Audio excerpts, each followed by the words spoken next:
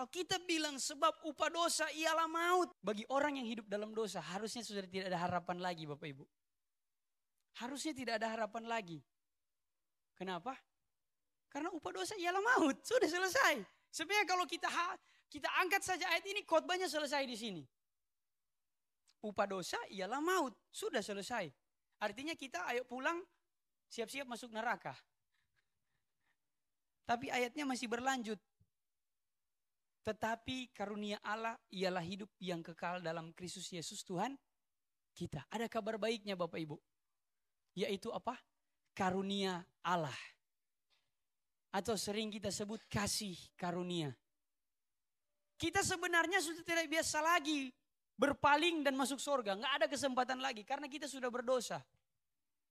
Kita sebenarnya sudah tidak mungkin lagi untuk bisa berpaling kembali kepada jalan yang benar. Karena nggak bisa, kita sudah hidup dalam dosa. Semua kita sudah cacat, semua kita pernah melakukan dosa. Dan upahnya adalah maut, dosa itu nggak bisa dihapus. Dosa itu nggak bisa dicabut, dosa itu nggak bisa dihilangkan. Siapa manusia yang mau bisa tebus dosa manusia? Nggak bisa Bapak Ibu. Karena semua manusia sudah cacat. Tidak ada korban yang sempurna yang bisa menghapuskan dosa manusia. Dan sudah, sebenarnya hidup kita nggak ada harapan lagi Bapak Ibu. Kabar buruknya itu. Tapi ada kabar baik sekali lagi saya mau kita perhatikan malam hari ini. Kabar baiknya apa? Tuhan menyediakan kasih karunia. Kesempatan kedua. Dan yang terakhir. Untuk kita bisa coba lagi. Bangkit dari dosa. Hidup di dalam kasih karunia Tuhan. Orang yang hidup dalam kasih karunia Tuhan.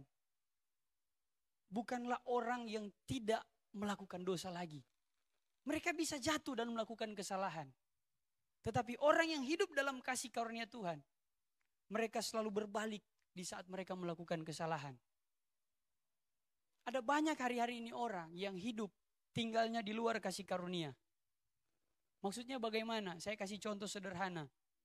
Bapak Ibu pernah nonton balapan? Pernah nonton balapan motor atau balapan mobil? Di dalam balapan motor atau balapan mobil ada yang namanya track, ada yang namanya jalan lintasan, aspal. Di luar dari aspal itu namanya out. Itu ada pasir, ada batu-batu mungkin kerikil. Kalau kita lihat pokoknya out itu bukan lintasan yang sesungguhnya. Orang kalau hidup dalam Tuhan itu dia hidup di dalam rel itu, di dalam lintasan itu. Dia berjalan sesuai lintasan. Ada kalanya dia keluar.